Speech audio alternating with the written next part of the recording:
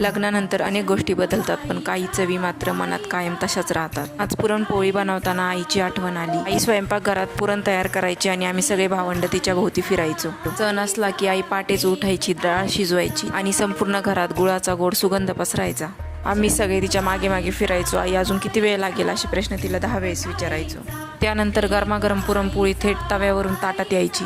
आज मीही तशीच पुरणपोळी बनवते आहे, कारण कालपासून राघवने एकच हट्ट धरलाय की आई मला पुरणपोळी खायची आहे. त्यासाठी लवकर उठून आधी हरभरा शिजवून घेतली, त्यानंतर त्यात छान गुळ घालून पुरण तयार करून घेतलं आणि घरभर गुळाचा आणि वेलचीचा मस्त घमघमाट सुटलाय. नंतर पीठ मळून पुरणपोळ्या बनवायला घेतल्या आणि बघा, तव्यावर सोनेरी रंगाची पुरणपोळी भाजून तयार झालीये. त्यावर साजूक तुपाची धार सोडली आणि गरमागरम मुलांना खायला दिली.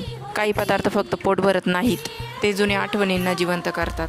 पुरणपोळी बनवताना आईची आठवण ही नेहमी आपल्याला होतच असते. पण आपण किती छान पुरणपोळी बनवली तरी आईच्या हातच्या पुरणपोळीची चव काही वेगळीच असते, कारण त्यात पुरणासोबतच आपल्या मुलांविषयी भरभरून प्रेमही भरलेलं असतं.